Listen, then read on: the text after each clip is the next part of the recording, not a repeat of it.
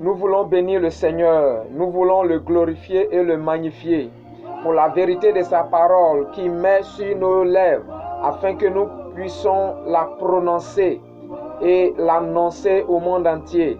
Bien-aimé, toi qui reçois ce message, cette vidéo, sois béni abondamment.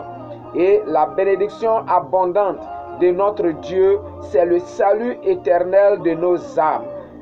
La bénédiction abondante de notre Seigneur Jésus-Christ de Nazareth, c'est le salut éternel de nos âmes. Ainsi que sa parole te bénisse et te conduise dans sa vérité et te conduise également sur la voie, sur l'autoroute du salut éternel de ton âme.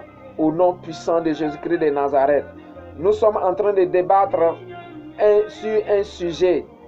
S'attacher à ce monde matériel est un énorme danger pour le salut éternel de l'être humain.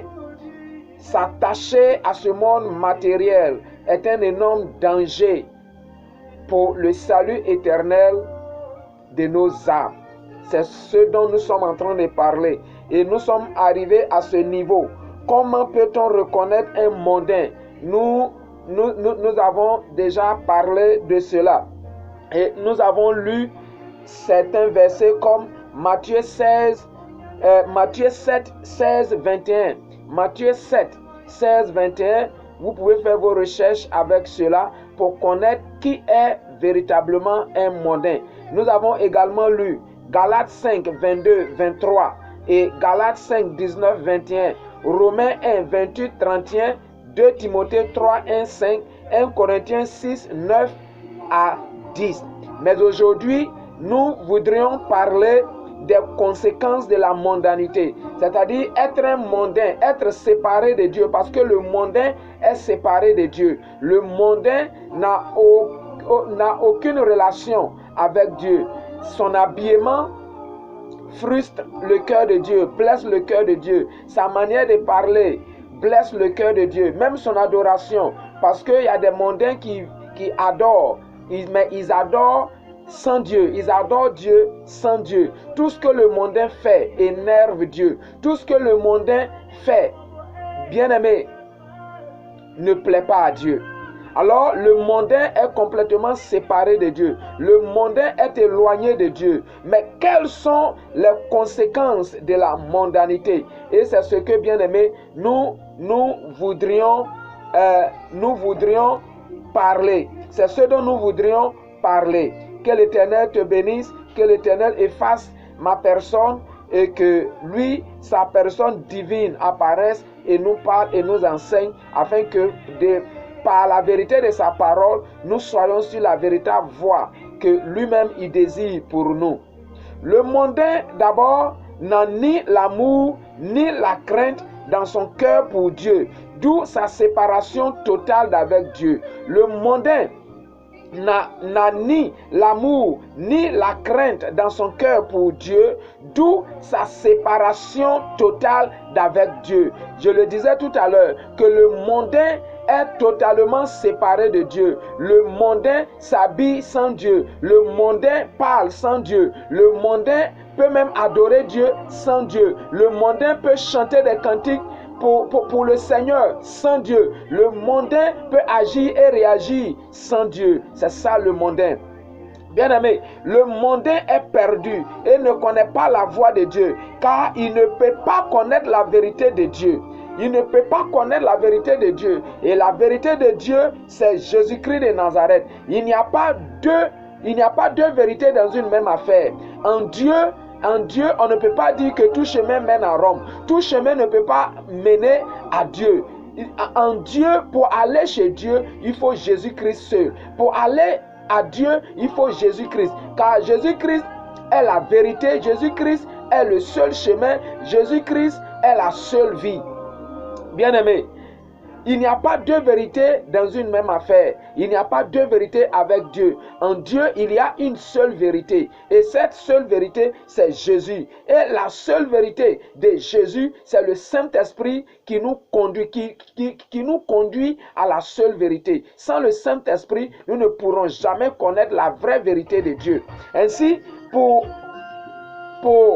véritablement comprendre cela, nous allons lire Jean le chapitre 14 au verset 17. Jean le chapitre 14 au verset 17, il est écrit, et je lis la parole de Dieu, l'esprit de vérité que le monde ne peut recevoir. Vous voyez, les mondains ne peuvent pas recevoir l'esprit de vérité de Dieu, le Saint-Esprit de Dieu. Les mondains ne peuvent pas le recevoir. Il est écrit dans Jean 14, le verset 17, l'esprit de vérité que le monde ne peut recevoir parce qu'il ne le voit point et ne le connaît point. Mais vous le connaissez, car il demeure avec vous et il sera en vous. Ce Saint-Esprit que Jésus-Christ nous a envoyé est en nous. Mais il est Dieu. Désormais, Dieu habite en nous. Dieu n'habite plus dans les temples. Dieu est dans ses enfants. Pour nous montrer la vérité de sa parole. Pour nous enseigner la vérité. Bien-aimés, les mondains sont déjà jugés, à moins qu'ils se séparent de la mondanité, à moins qu'ils se répandent. Les mondains sont déjà jugés. Nous pouvons lire cela dans Jean 3, le verset 18. Dans Jean 3, le verset 18, il est écrit, et je lis la parole de Dieu. Parce que, bien aimé, crois-moi, les mondains dans nos églises, les mondains à l'intérieur de nos églises, de nos assemblées, les mondains à l'extérieur de nos temples, de nos églises, ceux-mêmes qui ne vont pas à l'église, mais qui sont des mondains, ceux qui vont aussi à l'église, mais qui sont des mondains, ceux-là sont déjà jugés par Dieu, à moins qu'ils se répandent. Si tu te répands, toi mondain, si tu te répands, tu n'es plus jugé. Mais si tu n'arrives pas à te repentir, tu es jugé déjà. Déjà étant sur la terre, tu es déjà jugé. Et Jean 3, le verset 18, il est écrit, et je lis la parole de Dieu, celui qui croit en lui n'est point jugé, mais celui qui ne croit pas est déjà jugé, parce qu'il n'a pas cru au nom du Fils unique de Dieu. Jésus qui est la seule vérité et qui nous donne l'esprit de vérité. Si tu ne crois pas en lui, tu es déjà jugé.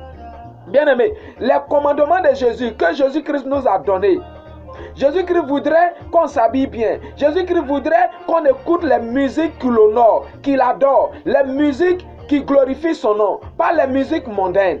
Jésus-Christ voudrait qu'on s'habille très bien. Jésus-Christ voudrait qu'on parle de bonnes choses, les choses qui glorifient son nom, qui magnifient son nom, qui élèvent son nom, qui exaltent son nom.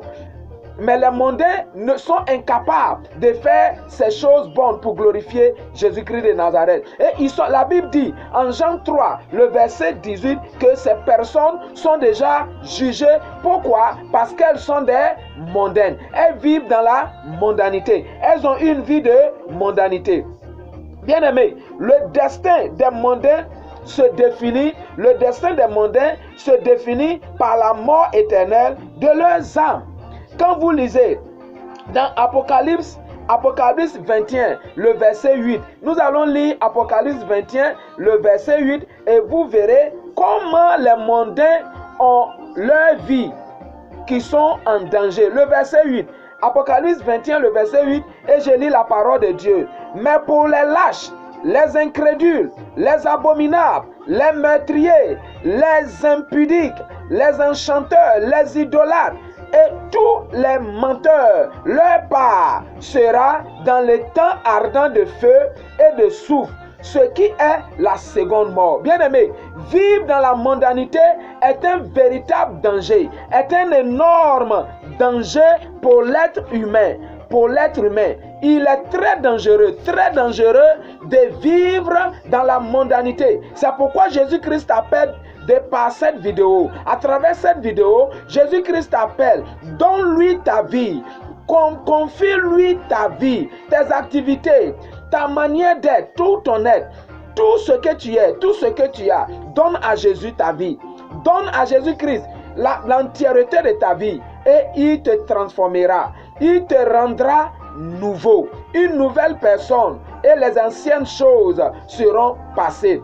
Les plus malheureux et les plus misérables en enfer seront les chrétiens qui ne réussiront pas à aller dans le royaume de Dieu. Bien-aimés, il y a encore des mondains dans nos églises. Car ces mondains-là s'habillent mal, ils parlent mal. C'est eux qui font des débats de critiques contre les pasteurs inutilement, contre les responsables inutilement.